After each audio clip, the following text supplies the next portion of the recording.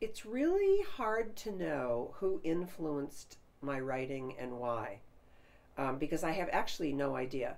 But I guess I would have to say that, I tried to win a few writing prizes that usually went awry.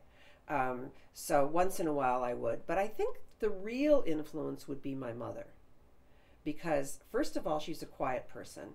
She would be at home, and whenever I would get, she would always be at home reading when I would get home, and she would always say to me, "What happened that was funny today?" And I used to deliver drugs for my dad's store, and she'd say, "Who was funny today? What happened today?" And then she would always laugh and be really, really excited by all my stories. So I started preparing my stories when on my way home so that I would be able to make her happy and to tell her all of my stories, because I thought she was sort of quiet and alone. So I think I became kind of an entertainer in a way for her. And then people say, well, then how could you, why did you decide to write memoir? And a lot of people, I've taught memoir, so a lot of people are really frightened to write what their life was like and what the kind of stupid things that they did.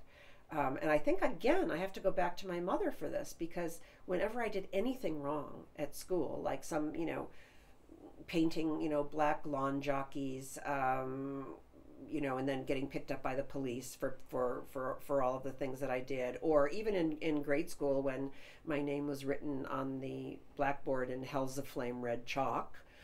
Even then, I would come home and say to my mother, "Oh no, I was written, my mother Agnes said I'm going to go to hell." And my mother always said, "She has no sense of humor, you do. God has a sense of humor. He knows you're being amusing. Don't worry about it." Right? And whenever something really awful happened, she would say, "That was yesterday."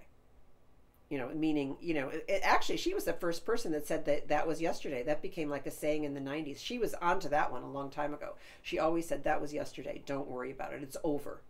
Or when I did something when I was really naive and did something stupid and made an idiot of myself, my mother, and I trusted people when I shouldn't have, my mother always said, "You are a trusting person, and that's the most important thing to be. People make mistakes. That's how they grow up." So she actually never yelled at me and never made me feel as though what I was doing was in any way idiotic. So I think that gave me the confidence to write the memoirs, because even though I talk about some of the very stupid things that I did, I don't assume that other people are judging me, because I think we all have that inner mother, and we assume that people are judging us in the same way that our mothers did. And I was really lucky because my mother was really non-judgmental. I mean, she probably was judgmental in the sense that, when I was really awful, she said, "I have a headache and I have to go to bed," and she would go to bed for 2 hours and then get back up, and we'd start our life anew. But I think that, you can take all the writing courses in the world, which I've never taken one, or you could do an MA in writing. I see lots of students who do that, but if you don't have someone who's giving you inner strength to really put yourself forward, then it's really hard to write.